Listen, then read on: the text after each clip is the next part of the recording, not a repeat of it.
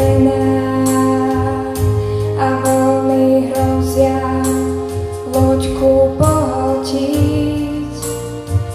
Najlepšia cesta Pána prebudiť a jeho mocou búrku tíšiť.